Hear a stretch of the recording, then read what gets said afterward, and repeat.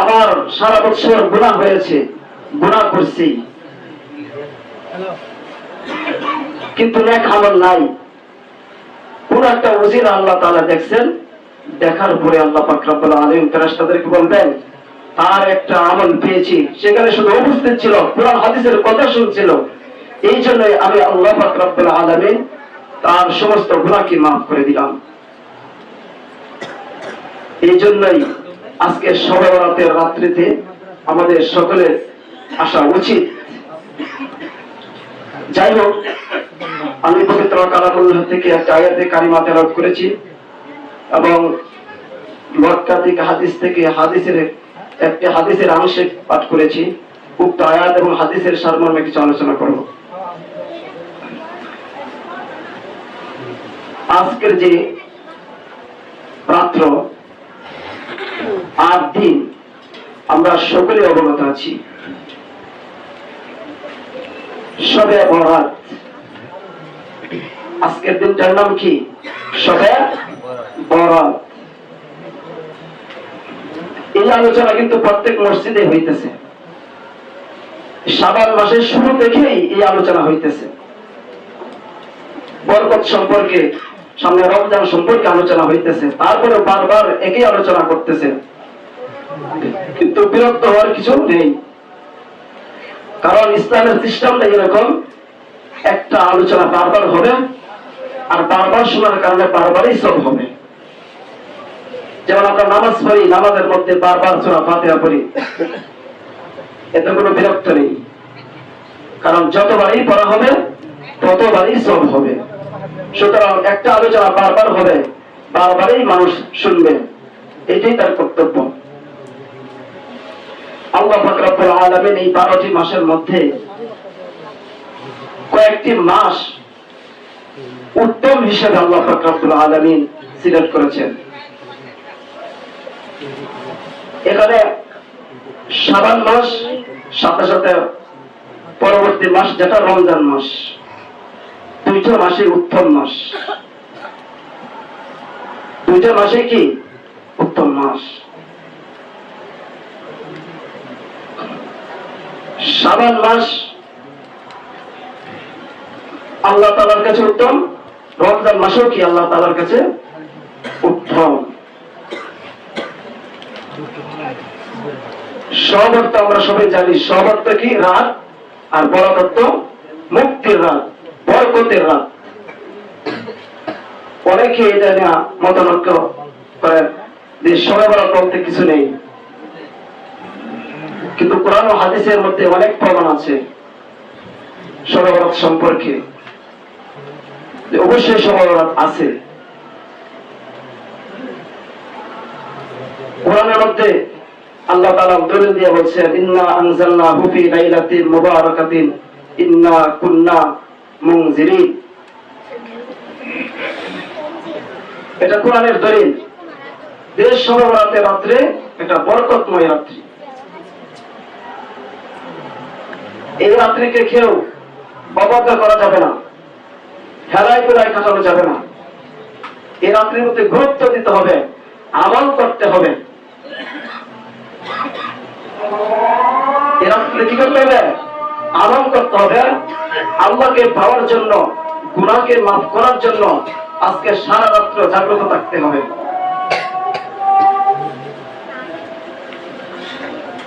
মানুষ জাগ্রত থাকে কোথায়? আমরা মুসলমান জাতি, আমরা অনেক কাজে, দিনের কাজে নয়, 31st নাইট যে সময় আসে আমরা জাগ্রত থাকি। কিসের জন্য জাগ্রত থাকি? নিজের মনের মধ্যে আনন্দ প্রকাশ করার জন্য, আনন্দ করার জন্য জাগ্রত থাকি। গুনার মধ্যে লিপ্ত হয়ে আমরা জাগ্রত থাকি, যেটা ইহুদি এবং খ্রিস্টানদের কালচার, সেটা নিয়ে আমরা ব্যস্ততা থাকি। সারা রাত্র আমরা কি করি? জাগ্রত অবস্থায় কাটিয়ে দিই। আল্লাহ পাক রব্বুল আলামিন বান্দাদেরকে বলেন, ও বান্দা, তুমি একটা ইহুদি খ্রিস্টান যাদেরকে আমি সৃষ্টি করেছি, তাদের একটা কালচার নিয়ে তুমি সারা রাত্র জাগ্রত থাকো, আর আমি তোমাদের জন্য তোমার নাজাতের জন্য, তোমাকে ক্ষমা করার জন্য আমি একটি বছরের মধ্যে কয়েকটি রাত্র জাগ্রত থাকার জন্য আমি তোমাদেরকে দিয়েছি।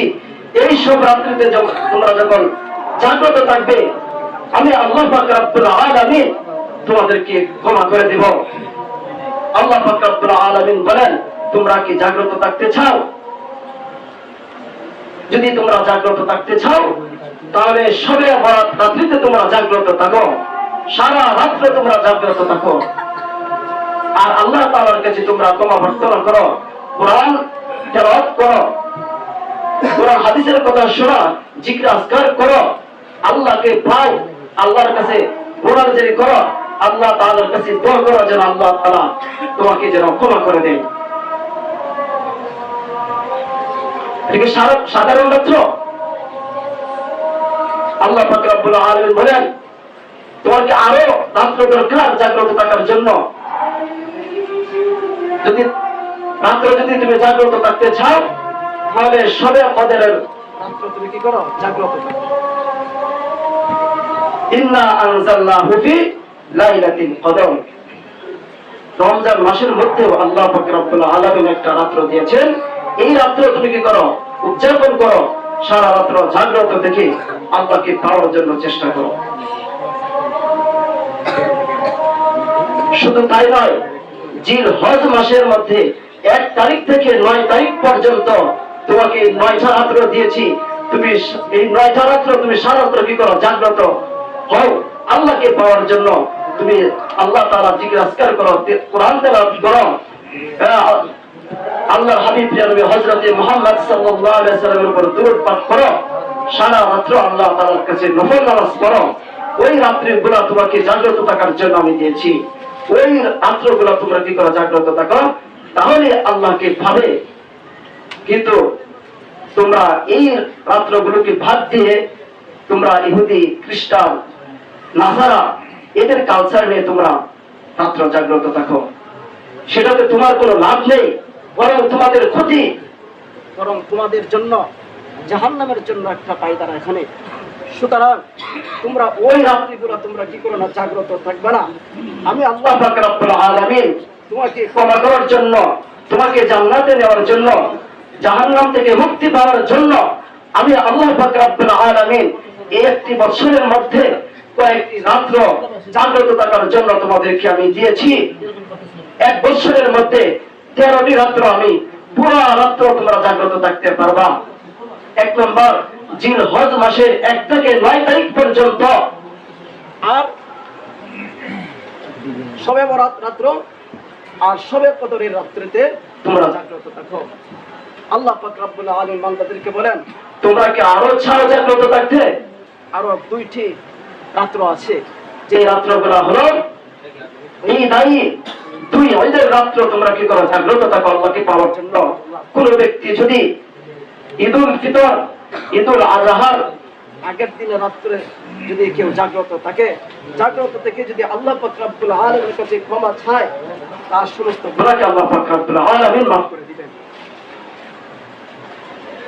তারপরে বান্দাদেরকে বলেন, তোমরা আংশিক রাত্র তোমাকে জাগ্রত থাকতে চাও, যদি পুরো রাত্র তোমরা যদি জাগ্রত কষ্ট হয়ে যাও, তো আংশিক তোমরা থাকতে চাও, তাহলে 1 বছরের দিন এই 13টি রাত্র বাদ দিয়ে বাকি যত রাত্র রয়েছে 1 বছরের মধ্যে, প্রত্যেকটি রাত্রের মধ্যে তোমরা শেষ রাত্রে উঠে আল্লাহ তাআলার কাছে তোমরা কি করো? প্রার্থনা করো, আল্লাহ তাআলার কাছে তোমরা ক্ষমা চাও। অবশ্যই আল্লাহ পাক রব্বুল আলামিন আমাদেরকে ক্ষমা করে দিবেন। প্রত্যেক রাত্রে শেষ বেলায় ফজরের নামাজের আগে তাহাজ্জুদের সময়, ওই সময় আল্লাহ পাক রব্বুল আলামিন প্রথম আসমানে আসেন, আয়েশা প্রত্যেকটি বান্দাকে ডাকেন, হে বান্দা, কার কি প্রয়োজন? তোমার কি প্রয়োজন? তুমি গুনাহ করেছো, গুনাহের জন্য আমার কাছে ক্ষমা প্রার্থনা করো। তোমার কি অর্থ সম্পদের দরকার? তুমি আমার কাছে তুমি অর্থ সম্পদ চাও। তোমার কি সন্তানের দরকার? আমার কাছে সন্তান চাও। তোমার কি প্রয়োজন? সবকিছু আমার কাছে চাও। অবশ্যই আমি আল্লাহ পাক রব্বুল আলামিন এই সমস্ত মালিক এবং সমস্ত কিছুর প্রয়োজন মেটাবো। আমি আল্লাহ পাক রব্বুল আলামিন তোমার জন্য প্রস্তুত আছি। কিন্তু তুমি বান্দা আমার জন্য প্রস্তুত থাকবে। আমি চাই, আমি আল্লাহ পাক রব্বুল আলামিন মানুষদেরকে সৃষ্টি করেছি একমাত্র জান্নাতে যাওয়ার জন্য। আমি চাই না একটা মানুষ জাহান্নামে যাক। আমি প্রত্যেকটি মানুষকে কত সুন্দরভাবে সৃষ্টি করেছি, অবয়ব সুন্দর চেহারা দিয়ে সৃষ্টি করেছি। মুখের মধ্যে আমি একটা জিহ্বা দিয়েছি, একমাত্র আমাকে ডাকবে, আমার কোরআন তেলাওয়াত করবে, আমার জিকির আজকার করবে, আমাকে ডাকবে। আমি আল্লাহ পাক রব্বুল আলামিন, এতেই তোমার প্রতি আমি খুশি, আর আমি খুশি হয়ে তোমাকে আমি নাজাতের ফয়সালা করব। সুতরাং আমি তোমার জন্য প্রত্যেক দিন তুমি আমাকে পাওয়ার জন্যই আমি প্রত্যেক দিন শেষ রাত্রিতে প্রথম আসমানে আসি। আয়সা তোমার প্রয়োজনগুলো আমি মিটাতে চাই। কিন্তু তুমি বান্দা, কিভাবে তুমি আমার থেকে দূরে সরে থাকো? তুমি কিভাবে সারা রাত্র ঘুরে থাকো? আমি আল্লাহ আসি তোমার প্রয়োজনে, আর তোমার প্রয়োজনে তুমি আমার দিকে আগাও না। তোমার মতো বান্দা, তুমি কি রকম নাশুক্রিয়া বান্দা! এই দুনিয়াতে থাকতেছ, কত কিছু আমার জিনিস ব্যবহার করতেছ, আমার সব কিছু ব্যবহার করতেছ। এই জমিনকে আমি সৃষ্টি করেছি তোমার জন্য, তুমি আমার এই জমিনকে ব্যবহার করতেছ। আসমানকে আমি সৃষ্টি করেছি, আসমানের নিচে তুমি কি করতেছ? চলতেছ। সবকিছু আমার, যা কিছু তুমি ভক্ষণ করতেছ সবকিছু আমার দেওয়া রিজিক। এই সমস্ত রিজিক খেয়ে তুমি আমার নাফরমানি করতেছ। আমার কাছে আসো না, আমার কাছে আসো না। আমি তো ক্ষমার জন্য তোমার কাছে আসি, আর তুমি একজন সৃষ্টি হয়ে কি করো? তুমি পিছিয়ে থাকো, তুমি আসো না। তোমার কাজ নিয়ে ব্যস্ত থাকো, তোমার ব্যবসা নিয়ে ব্যস্ততা থাকো, তোমার চাকরি নিয়ে ব্যস্ততা থাকো, কিন্তু তোমার নিজের জন্যই, জাহান্নাম থেকে মুক্তি পাওয়ার জন্যই, জান্নাতে যাওয়ার জন্যই কিন্তু আমি তোমার কাছে আসি। তুমি কিভাবে ঘুমিয়ে থাকো? তোমার কি একবার জাহান্নামের কথা স্মরণ হয় না? জাহান্নামের কি পরিণতি হবে, আমার মৃত্যুর পরে কি অবস্থা হবে, হাসরের মাঠে ওঠানোর পর আমার বিচার কার্য হবে, আমার আল্লাহ তাআলা বিচার করবেন। ওইদিকে একটু লক্ষ্য করো, তাহলে তো তুমি আমার কাছে আসতে পারবা। ও মুসলমান ভাইয়েরা আমার, আজকে যে একটা রাত্র, এই রাত্রিতে আমরা সকলেই জাগ্রত থাকার চেষ্টা করব, আল্লাহকে পাওয়ার জন্য চেষ্টা করব। আল্লাহ রাসূল বলেছেন, কোন ব্যক্তি যদি এই রাত্রিতে কোরআন তেলাওয়াত করেন, প্রত্যেকটি হরফের সওয়াব আল্লাহ পাক রব্বুল আলামিন লক্ষ কোটি গুণ বৃদ্ধি করে প্রত্যেকটি মানুষের আমল নামায় নেকি বিবদ্ধ করে দিবেন। কেউ যদি এই রাত্রিতে জিকির আজকার করে, প্রত্যেকটি জিকিরের সওয়াব আল্লাহ পাক রব্বুল আলামিন এত বেশি বেশি গুণ বৃদ্ধি করে দিবেন যে মানুষ কল্পনা করতে পারবেন না। শুধু তাই নয়, আল্লাহ রাসূল বলেছেন, এই আজকে যে আমার উপর দুরূদ শরীফ পড়বেন, দুরূদ পাঠ করবেন, আল্লাহ রাসূল সাল্লাল্লাহু আলাইহি সাল্লাম বলেছেন, আমি হাসরের মাঠে ওই ব্যক্তিকে সুপারিশ করে আমি তাকে জান্নাতের জন্য আমি জিম্মাদারি হয়ে যাব। রাসূল সাল্লাল্লাহু আলাইহি সাল্লাম তিনিও চান যে আমার কোন একটা উম্মত যেন জাহান্নামে না যায়, আমার একটা উম্মত যেন জাহান্নামে যেন না যায়। আমাদের রাসূল কত চেষ্টা করতেছেন শুধু উম্মতের জন্য। আল্লাহ আমাদেরকে সৃষ্টি করেছেন, আল্লাহ আমাদের জন্য চেষ্টা করেন যেন আমরা জান্নাতে যাই। কিন্তু আমরা বান্দা আল্লাহর গোলামি করি না, আল্লাহর কাজ করি না। আজকে এই রাত্রটা যদি কেউ কোনো গুরুত্ব না দেয়, তার প্রতি আল্লাহ পাক রব্বুল আলামিন নারাজ হন। আল্লাহ তাআলা ফেরেশতাদেরকে বলেন, ও ফেরেশতারা, তোমরা সাক্ষী থাকো। ওই সমস্ত বান্দা আজকে যারা আমার কাছে আসে না, আমি আল্লাহ আসার পরেও আমার কাছে আসে না, ফেরেশতারা তোমরা সাক্ষী থাকো। ওই সমস্ত বান্দাদেরকে আমি প্রত্যেকটি বান্দাকে আমি জিজ্ঞাসা করব, হাসরের মাঠে, ময়দানে হাসরের দিন প্রত্যেকটি মানুষের হিসাব দিয়ে অগ্রসর হতে হবে। কেউ হিসাব না দিয়ে এক সেকেন্ডের সামনে আগাইতে পারবে না, এক ইঞ্চির পরিমাণের সামনে আগাইতে পারবে না। প্রত্যেকটি মানুষের হিসাব দিতে হবে। আমার সময় কোথায় ব্যয় করেছি, আমার যৌবনকাল কোথায় ব্যয় করেছি, আমার অর্থ সম্পদ কোথায় ব্যয় করেছি, আমার যা কিছু আল্লাহ পাক রব্বুল আলামিন দিয়েছেন আমি কোথায় কোথায় ব্যয় করেছি সমস্ত কিছুর হিসাব নেবেন। আল্লাহ রাসূল বলেছেন, ও আমার উম্মত, তোমরা তোমাদের জীবনে 5টা জিনিস আসার পূর্বে এই 5টা জিনিসকে তোমরা গনিমত মনে করো। 5টা জিনিসকে তোমরা কি করো, এমন ভাবে আটকিয়ে ধরবে। এই 5টা জিনিস আসার পূর্বে তোমরা যদি 5টা জিনিসকে আটকিয়ে ধরতে পারো তাহলে তোমরা কামিয়াব। আর এই 5টা জিনিসকে যদি তোমরা আটকে না ধরো, পরবর্তীতে তোমরা এটা ধরার চেষ্টা করো, কখনো তোমরা কামিয়াব হইতে পারবে না। এক নাম্বার কি, বার্ধক্য পৌঁছার আগে, অর্থাৎ বৃদ্ধ হওয়ার আগে তোমার যৌবনকে তোমার কি করা, তোমার যৌবনকে গুরুত্ব দাও, তোমার জবানকে গুরুত্ব দাও, তোমার যৌবনকে তোমার শক্তিকে গুরুত্ব দাও। কারণ তোমার যে শক্তি, তোমার যে যৌবনকালে যা তুমি করতে পারবা, বৃদ্ধকালে তুমি সেটা করতে পারবে না। তুমি যৌবনকালে যতটুকু তুমি করতে সক্ষম হইবে, বৃদ্ধকালে তোমার সক্ষম হবে না ততটুকু আমল করা। তোমার যৌবনকালে সবকিছু সম্ভব হবে যদি তুমি যৌবনকালে যদি চাও যে আমি প্রত্যেক দিন আমি মসজিদে ফজর নামাজ আদায় করতে পারবো, তোমার দ্বারা সম্ভব। তুমি যদি ইচ্ছা করো 5 ওয়াক্ত নামাজ আমি মসজিদে আদায় করতে পারবো, তোমার দ্বারা সম্ভব। কারণ তোমার শক্তি আছে। ফজরের সময় তুমি ঘুমিয়েছ, তোমার মনে চাইতেছে না উঠতে, আজান হয়ে গেছে না, শয়তানে তোমাকে পাকড়াও করছে, কিন্তু তোমাকে আল্লাহ পাক রব্বুল আলামিন এতটুকু শক্তি দিয়েছেন শয়তানকে প্রতিহত করে তুমি আল্লাহকে রাজি খুশি করার জন্য আল্লাহর ঘরে তুমি হাজিরা দিতে পারবে। তোমাকে আল্লাহ পাক রব্বুল আলামিন অতটুকু শক্তি দিয়েছেন। এই জন্য আল্লাহ রাসূল বলেছেন, তোমার বার্ধক্য আসার পূর্বে, বৃদ্ধতা হওয়ার পূর্বেই তোমার যৌবনকে গুরুত্ব দাও, তোমার শক্তিকে গুরুত্ব দাও। কারণ শক্তি দিয়ে যে কোনো কাজ করা সম্ভব, বৃদ্ধকালে সেই কাজ করা সম্ভব না। কারণ যখন মানুষ বৃদ্ধ হয়ে যায় তার শক্তি থাকে না, সে আমল করতে তার কষ্ট হয়, বিছানায় শুয়ে আছে সেখানে উঠতে চায় না, তার মনে চায় না, কষ্ট হয়। 2 নাম্বার, তোমার অর্থ সম্পদ নষ্ট হওয়ার আগেই, অর্থ সম্পদ শেষ হওয়ার আগেই তোমার কাছে যা সম্পদ আছে ওই সমস্ত সম্পদকে তুমি গুরুত্ব দাও। কারণ যখন তোমার কাছে সম্পদ থাকবে ওই সম্পদ আল্লাহ তাআলার কাছে ব্যয় করো। এই সম্পদকে তুমি গরিব দুঃখী মানুষের হাতে তুমি বিলিয়ে দাও। এই সম্পদ দ্বারা তুমি দান সদকা করো, এই সম্পদ দ্বারা তুমি সদকা জারিয়া দাও।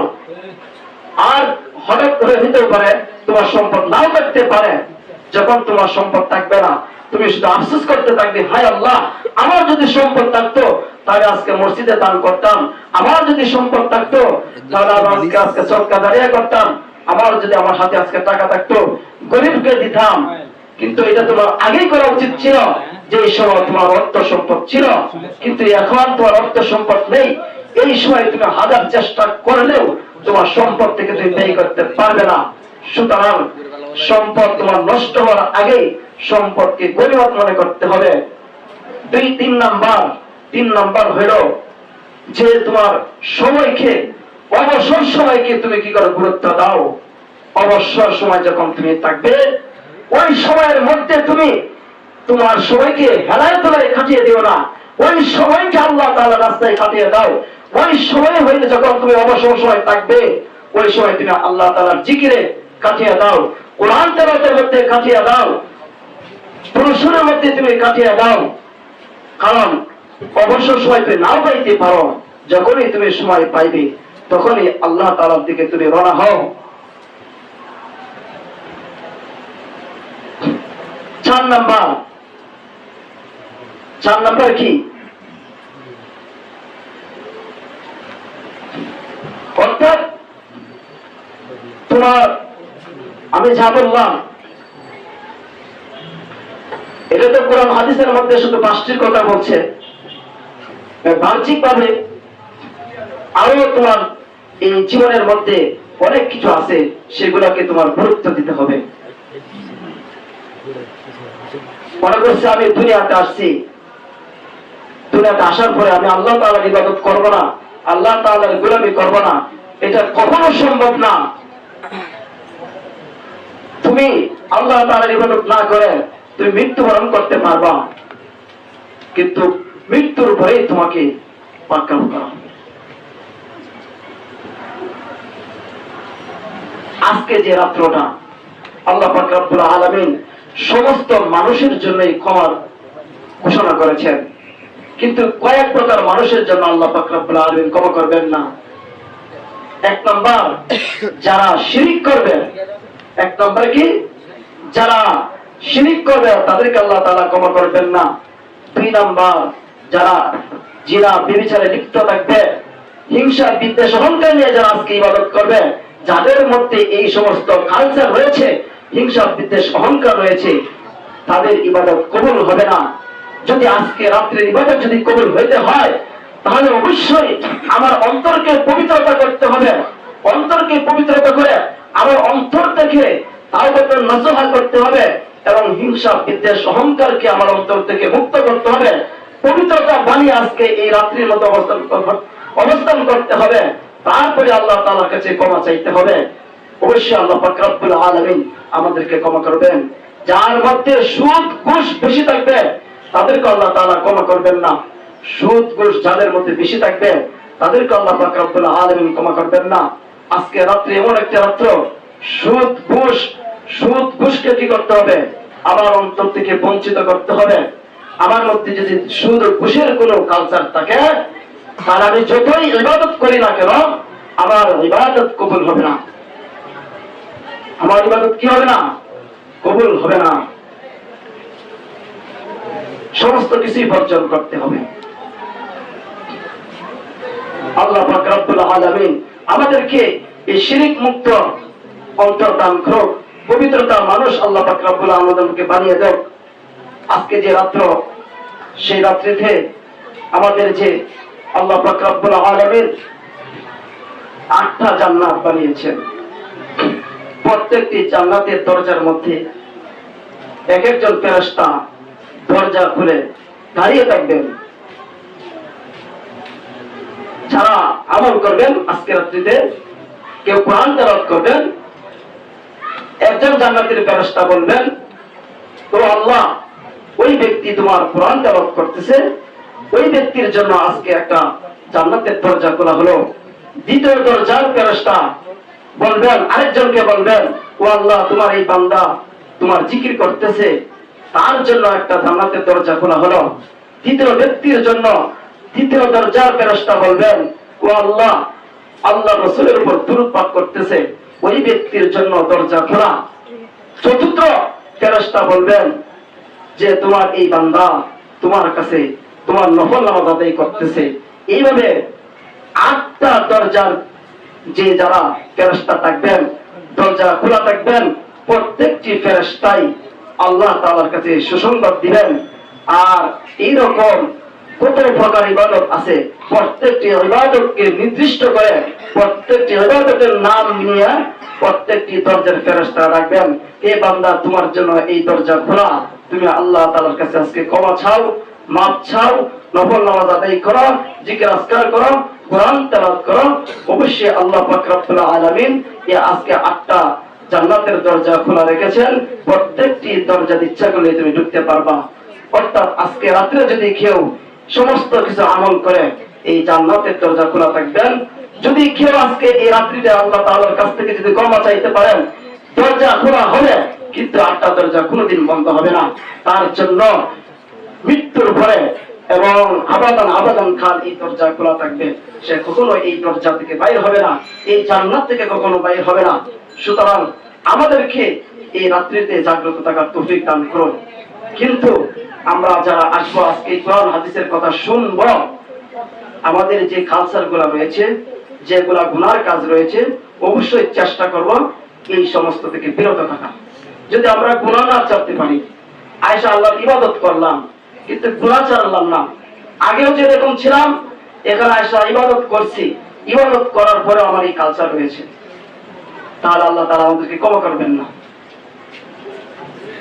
আর যে ব্যক্তি আজকে সবে বরাত পেয়ে একটা বরকতময় রজনী পেয়ে আল্লাহ তাআলার কাছে ক্ষমা চাইতে পারলো না। আল্লাহ তাআলা বলেন, তোমার মতো নাফরমান বান্দা এই জমিনে থাকা না থাকা সমান কথা। তোমার মতো এই নাফরমান বান্দা এই জমিনে থাকা না থাকা কি সমান। আল্লাহ যদি আমাকে আপনাকে যদি এই কথা বলেন, তাহলে আবার আপনার পরিস্থিতিতে কি হবে, মৃত্যুর পরে কি হবে? জাহান্নাম ছাড়া কোনো রাস্তা নাই, জাহান্নামে যাইতে হবে। সুতরাং সবকিছু লক্ষ্য করেই কিন্তু আমরা সামনে আগাইতে হবে, অগ্রসর হতে হবে। ও দুনিয়ার মুসলমান ভাইয়েরা আমার, আল্লাহ পাক রব্বুল আলামিন আমাদেরকে সৃষ্টি করেছেন একমাত্র জান্নাত পাওয়ার জন্যই। সুতরাং দুনিয়াতে যেহেতু আসছি, অবশ্যই আল্লাহ তাআলাকে খুশি করতে হবেই। আমরা যদি আল্লাহ তাআলাকে খুশি না করতে পারি, তাহলে তো জাহান্নাম ছাড়ার কোনো রাস্তা নেই। আমাদের সমাজে কিন্তু সুদ ঘুষের লেনদেন বেশি হয়। সবচেয়ে বড় জঘন্য গুনাহ হলো সুদ ঘুষ। সবচেয়ে বড় গুনাহ কি? সুদ ঘুষ। সুদের ব্যাপারে অসংখ্য কোরআনের আয়াতের দলিল রয়েছে, হাদিসের দলিল রয়েছে সুদের ব্যাপারে। আল্লাহ পাক রব্বুল আলামিন বলেন, যে ব্যক্তি সুদ খাইলো 1 দিরহাম পরিমাণ যদি কেউ সুদ খায়, 34 বার জিনা করার সম পরিমাণ তার গুনাহ লেখা হয়। নাউজুবিল্লাহ। আর সুদের 70 প্রকার গুনাহ রয়েছে। সর্বনিম্ন মানের গুনাহ হলো, সর্বনিম্ন স্তরের গুনাহ হলো নিজের আপন মায়ের সাথে জিনা ব্যভিচারে লিপ্ত হওয়া। কত জঘন্য গুনাহ! এই সুদ খাই, ঘুষ খাইতেছি, এই নিয়ে যদি আমরা ইবাদত করতে আসি, তার ইবাদত কবুল হবে? আগে আমার অন্তর থেকে এইগুলা ছাড়তে হবে, সুদ ঘুষ ছাড়তে হবে। আল্লাহ রাসূল বলেছেন, যে সুদ খায় ঘুষ খায়, যে সুদ খায় ঘুষ খায়, আল্লাহ রাসূল একদিন বলতেছেন, সাহাবায়ে কেরামকে বলতেছে, ও আমার সাহাবায়ে কেরাম, আজকে আমি স্বপ্নে দেখেছি হযরতে জিবরাইল আলাইহিস সালাম আমার 2 হাত ধরে আমাকে এক জায়গায় নিয়ে যাইতেছেন, না আমাকে দাঁড় করাইছেন। সামনে আগায় দেখি যে একটা রক্তের নহর, রক্তের সাগর, সেখানে একজন মানুষ হাবুডুবু খাইতেছে। আরেকজন মানুষ এই সাগরের পার থেকে পাথর নিক্ষেপ করতেছেন। আল্লাহ রাসূল জিবরাইলকে জিজ্ঞাসা করেন, ও জিবরাইল, কেন তার উপরে পাথর নিক্ষেপ করতেছেন এবং রক্তের নহরে, রক্তের সাগরের মধ্যে কেন হাবুডুবু খাইতেছেন? জিবরাইল বললেন যে, আল্লাহ রাসূল, দুনিয়াতে থাকা অবস্থায় ওই ব্যক্তি জিনা ব্যভিচার সুদ ঘুষ খাইতো, এই জন্য আজকে তার এই অবস্থা, তাকে শাস্তি দিতেছেন। এই পরিস্থিতি শোনার পরেও যদি কেউ এই সুদ ঘুষ থেকে ফিরে না আসতে পারে, ঘুষ থেকে ফিরে না আসতে পারে, অন্যায় অবিচার কাজ থেকে ফিরে না আসতে পারে, আল্লাহ রাসূল বলেছেন, আল্লাহ তাআলা বলেছেন, ফাইল্লাম তাফআলু ফাআযানু বিহারবিন মিনাল্লাহি ওয়া রাসূলিহি, তারা যেন আল্লাহ এবং আল্লাহ রাসূলের সাথে যুদ্ধের ঘোষণা করে। তারা যেন আল্লাহ রাসূলের সাথে যেন তারা যুদ্ধ ঘোষণা করেছে।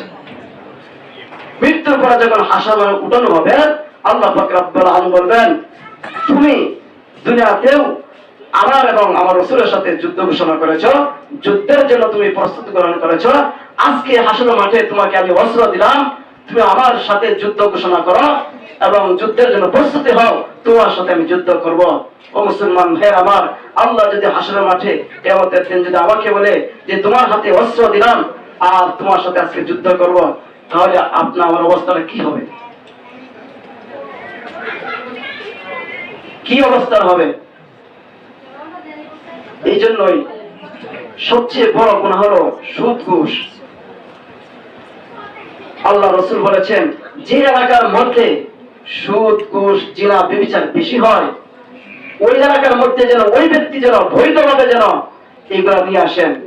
ওই এলাকার মধ্যে আল্লাহ রাসূল বলেছেন, ওই এলাকার মধ্যে কোনোদিন বরকত হবে না, ওই এলাকার মধ্যে অভাব অনটন বেশি বাড়বে, এই এলাকার মধ্যে রিজিকের প্রভাব পড়বে, রিজিকের প্রশস্তা কমে যাবে, এই এলাকার মধ্যে রিজিকের অভাব হবে, এই এলাকার মানুষ কোনো চাকরি পাবে না, এই এলাকার মানুষ কষ্ট করবে, এই এলাকার মানুষের বরকত কমে যাবে।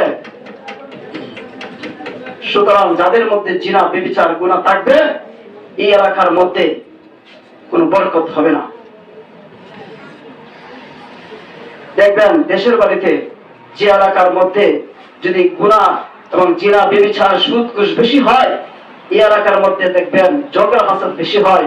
ওই এলাকার খেতে জমিনের মধ্যে ধান কম হবে, ফসলের মধ্যে ফসল কম হবে। এগুলো কিসের জন্য হয়? আমার গুনার কারণে হয়, আমার জিনা ব্যভিচার সুদ ঘুষের কারণে এগুলো বেশি হয়। আল্লাহ পাক রব্বুল আলামিন আমাদের সকলকে আজকে যে শবে বরাত পালন করার তৌফিক দান করুন, এবং সারা রাত্র আল্লাহ তাআলার কাছে যেন আমরা জাগ্রত থাকতে পারি আল্লাহকে পাওয়ার জন্য। আল্লাহ আমাদেরকে তৌফিক দান করুন। এই পর্যায়ে আমাদের মাদ্রাসার শিক্ষক